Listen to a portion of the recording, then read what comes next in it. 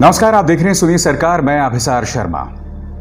Lockdown 4.0 यानी कि चौथा लॉकडाउन शुरू होने वाला है और लोगों के जहन में यही सवाल है कि ये लॉकडाउन कैसा होने वाला है। मगर एक बात मैं स्पष्ट कर देना चाहता हूं कि ये लॉकडाउन जैसा भी हो, अगर इस लॉकडाउन में हमारे गरीबों का ख्याल नहीं होगा, अगर हमारे प्रवासी मजदूरों का ख्याल नहीं होगा, तो ये लॉकडाउन पूरी तरह से बेमानी और पूरी तरह से असफल होगा। और मुझे यह बताते हुए बहुत दुख हो रहा है कि केंद्र सरकार अब भी न जाने किस दुनिया में है जहां वो अब भी गरीबों का दर्द नहीं देख पा रही। आपके सामने ये शख्स हैं देश के रेल मंत्री पीयूष गोयल, मोदी सरकार के शायद तीसरे या चौथे सबसे ताकतवर मंत्री। ये क्या कह रहे हैं देखिए। हमने 3 महीनों में यह सुनिश्चित किया है कि देश में किसी भी तरह की कोई भी भुखमरी नहीं हुई है। फिर से गौर कीजिए, पिछले 3 महीनों में कोई भी गरीब भुखमरी का शिकार नहीं हुआ है। आगे वो क्या कह रहे हैं सुनिए। While you are on a flight, what are you advised? Tie your seat belts before you help others. We ensure that India's requirements are taken care of, but we also ensured that the seat belt is tied for 3-4 billion people across the globe with supply of medicines to over 120 countries.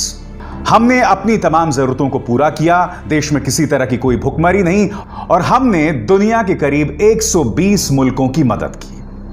मैं आपको बताना चाहूंगा कि कुछ दिनों पहले supreme court में केंद्र सरकार ने क्या कहा था। आपके स्क्रीन पर, corona virus lockdown, no migrant worker on road now, government tells supreme court. Around 23 lakh have been provided food, which includes migrants and daily wagers. The central government has told the Supreme Court, saying that no migrant worker is on the road anymore. Supreme court से इस तरह की गलत बयानी, मैं इसे contempt of court ना मानूं तो क्या मानूं। और जले पर नमक छिड़क रहे हैं कोई और नहीं बल्कि पीयूष गोयल। वो पीयूष गोयल जिनका एक पीयूष गोयल ऑफिस का हैंडल है, जो अव्वल दर्जे के गालीबाज, घटिया और 2 रुपए प्रति ट्वीट पर बिकने वाले ट्रोल्स को फॉलो करते हैं। मैं जानता हूं कि ट्विटर पर आपका बर्ताव सही नहीं है पीयूष जी, मगर कम से कम देश के सामने ऐसी गलत बयानी तो ना करें। आपको मैं वीडियो दिखाता हूं, बिहार के कटिहार का है। इस वीडियो में आप देखिए किस तरह से बिस्किट के कुछ पैकेट के लिए लोग लड़ रहे हैं।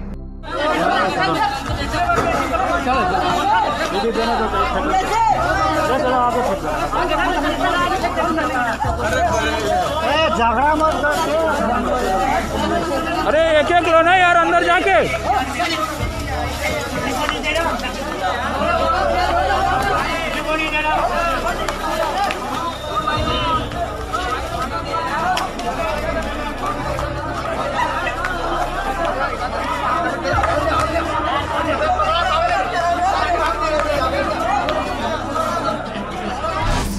पीयूष गोयल जी, बताइए इस वीडियो को देखने के बाद अब आपके पास क्या जवाब है। अब मैं आपको एक और वीडियो दिखाना चाहता हूं दोस्तों। इस वीडियो में देखिए, आगरा का वीडियो है और इस वीडियो में आप देख सकते हैं किस तरह से एक मां अपने बच्चे को खींच कर ले जा रही है। देखिए।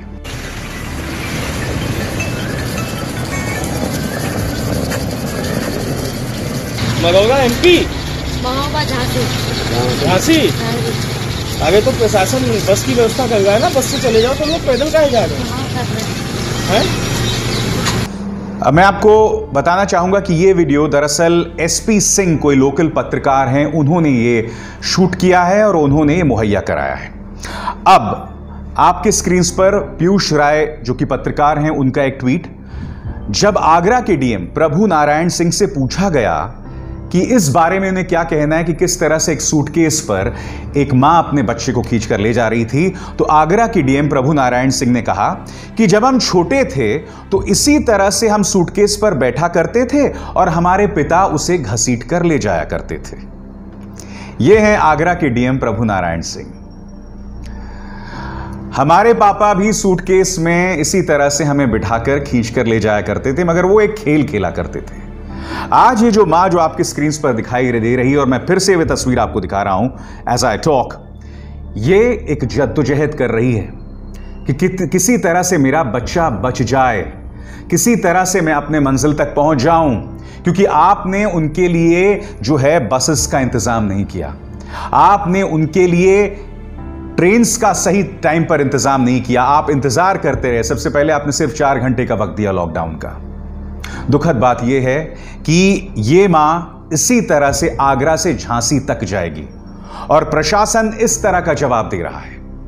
अब यह तस्वीर देखिए, यह तस्वीर है एनडीटीवी के पत्रकार सोहित मिश्रा के टाइमलाइन पर। सोहित मिश्रा क्या कह रहे हैं मैं आपको पढ़ के सुनाना चाहता हूं वीडियो दिखाने से पहले। रेणु 5 महीने की गर्भवती है, कल रात से तबीयत खराब है, मध्य प्रदेश बॉर्डर पर बड़वानी में सोई हुई है, ना कोई डॉक्टर ना कोई इलाज। पुलिस से बात की तो कहा सुबह तक कुछ नहीं हो सकता।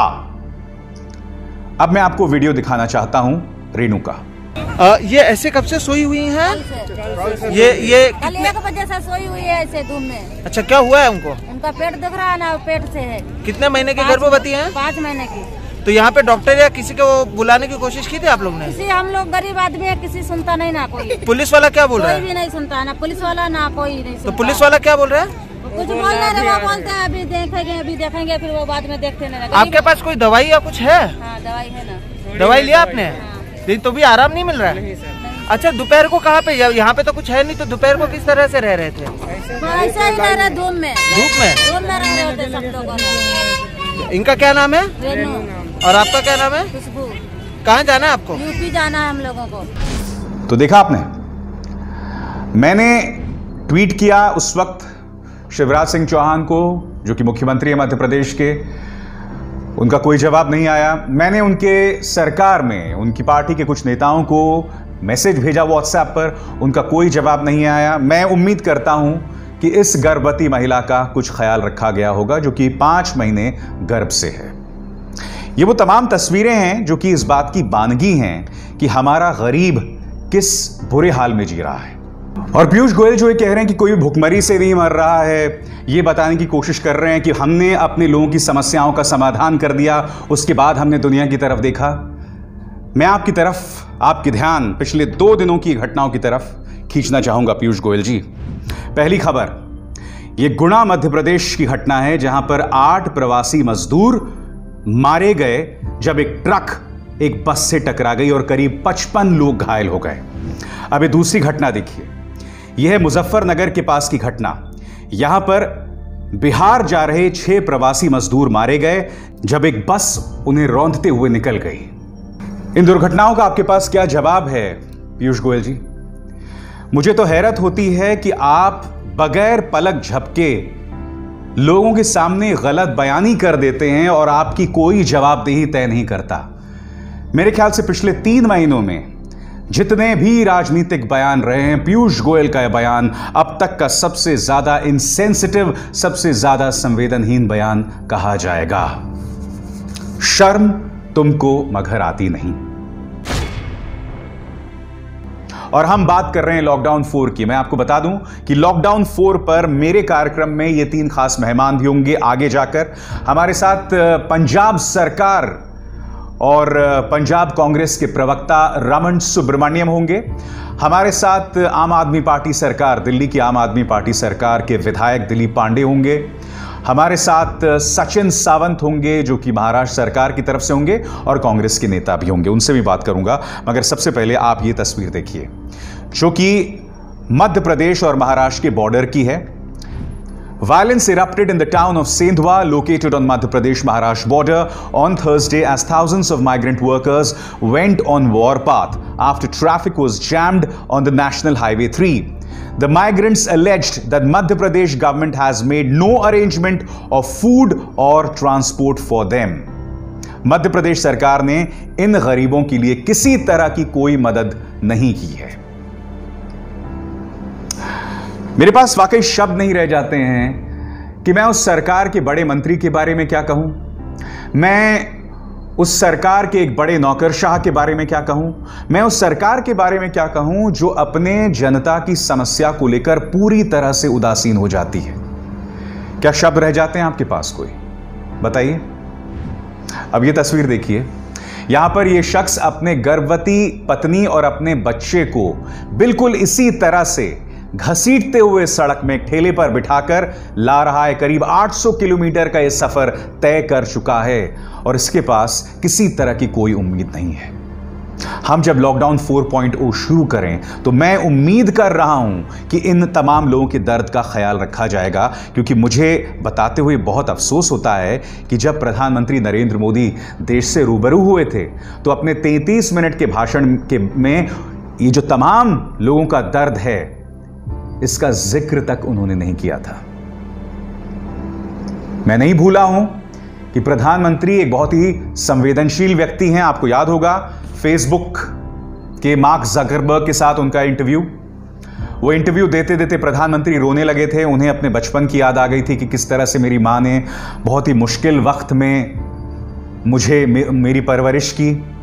अब जब हम छोटे थे तो हमारा गुजारा करने के लिए वे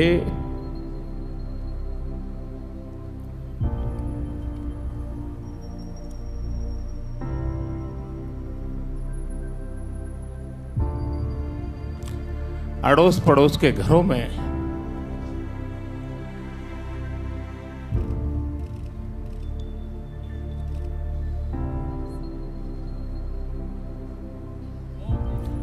बर्तन साफ करना, पानी भरना,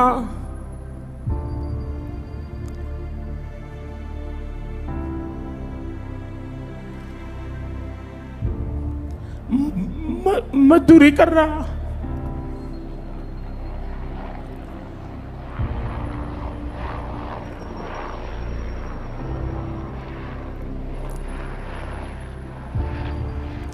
आप कल्पना कर सकते हैं कि एक मां ने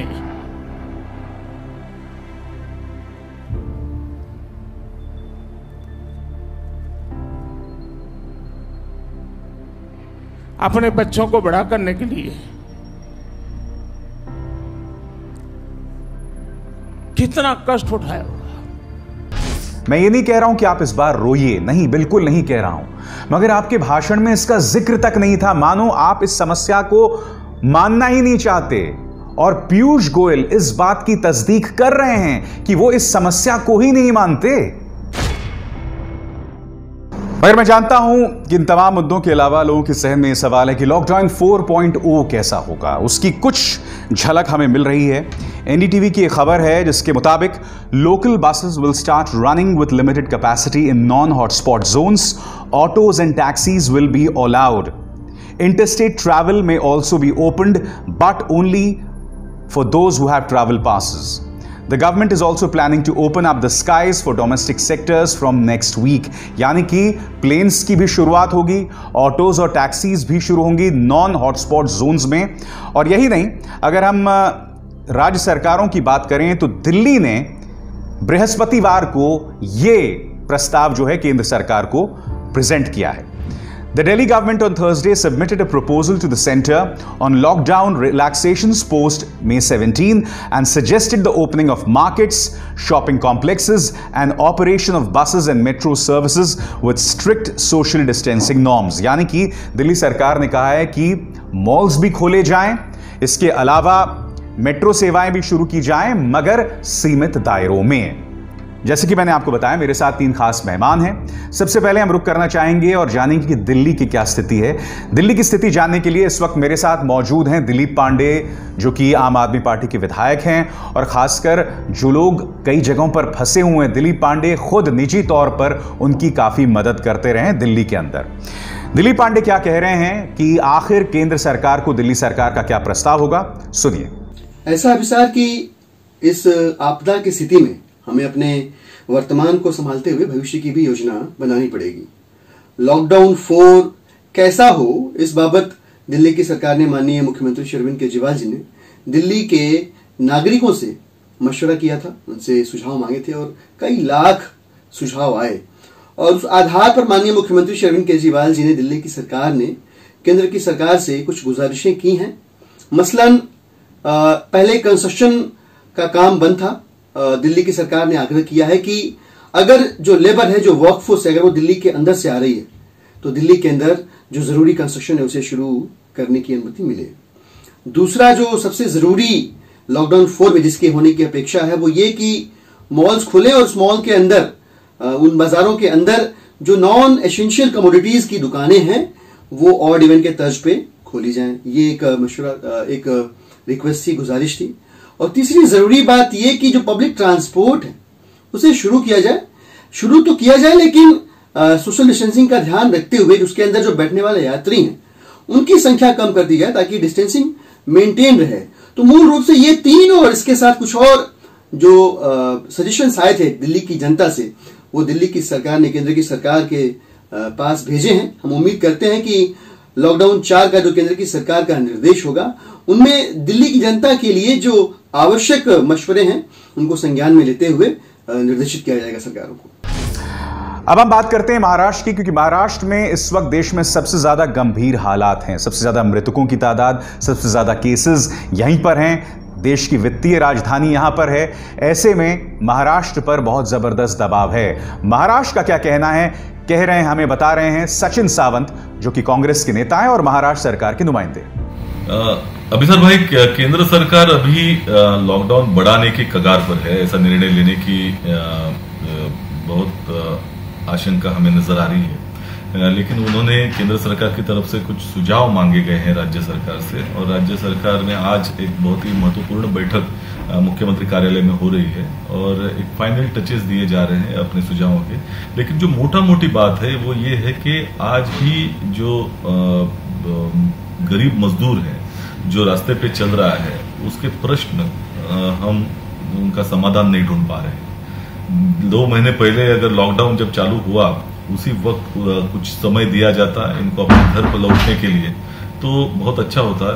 और सबसे अहम बात ये थी कि हमने राज्य सरकार की तरफ से केंद्र सरकार को मांग की थी कि जो अनाज सभी लोगों को देने के बाद पीडीएस सिस्टम से कुछ बच जाता है, वो बचा हुआ अनाज हम इन माइग्रेंट्स को दें ताकि उनको काफी एक राहत मिल सके। लेकिन केंद्र सरकार ने इसके बारे में कोई तवज्जो नहीं दिया और 2 महीने के बाद अभी निर्णय लिया है कि उनको कुछ 5 किलो अनाज ये मुफ्त दिया जाएगा। अगर ये पहले ही निर्णय दिया होता या हमें कुछ करने की परमिशन दी होती तो ये नौबत नहीं आती।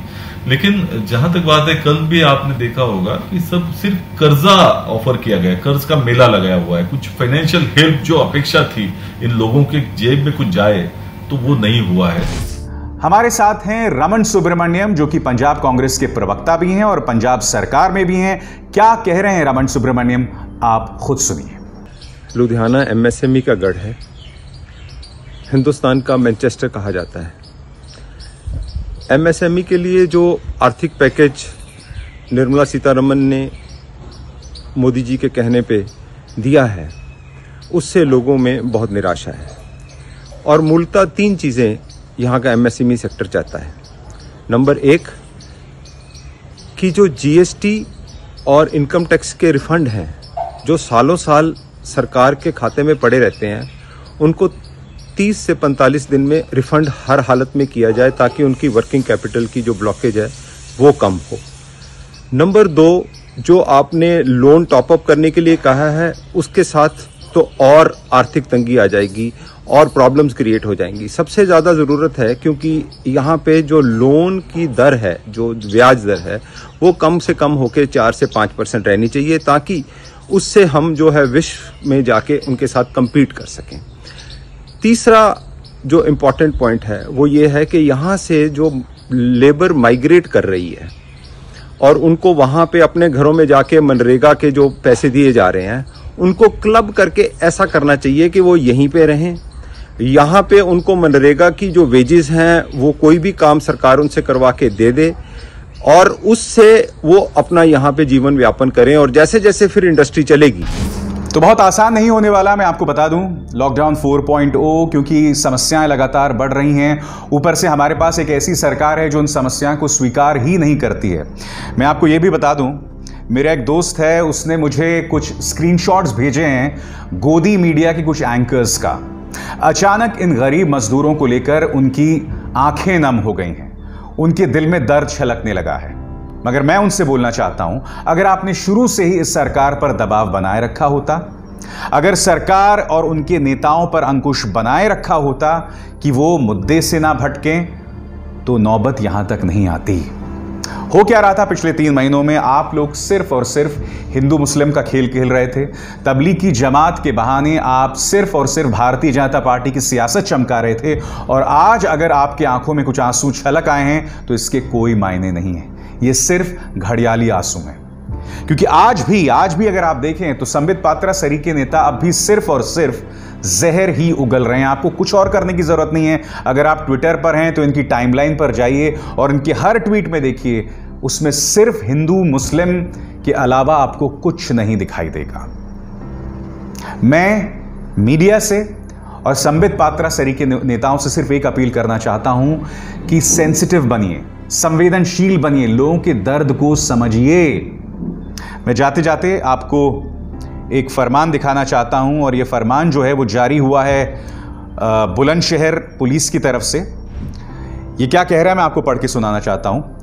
प्रायः देखने में आ रहा है कि आपके द्वारा पैदल चल रहे प्रवासी मजदूरों को अपने आवास के सामने रोक लिया जाता है। इस आशय की गोपनीय जानकारी प्राप्त हुई है कि आपके द्वारा रास्ते में मजदूरों को अपने आवास पर खाने पीने की वस्तुओं को वितरित करने का लालच देकर बुलाया जाता है। इससे कोविड-19 के नियमों का उल्लंघन हो रहा है। आप सचेत हों, भविष्य में आपके द्वारा इस प्रकार से कोविड-19 के नियमों का उल्लंघन पाए जाने पर महामारी अधिनियम के अनुसार अपने विरुद्ध वैधानिक कार्रवाई की जाएगी। ये चेतावनी दी गई उन लोगों को जो मजदूर सड़कों पर चल रहे हैं, और अगर जो मजदूर सड़कों पर चल रहे हैं, जो लोग इन्हें खाना खिला रहे हैं, इन्हें प्रशासन चेतावनी दे रहा है। मेरे पास शब्द नहीं है। देखिए, मैं कई बार आपसे कह चुका हूं कि योगी सरकार ने सामान्य से बेहतर काम किया, खासकर उनकी पुलिस ने।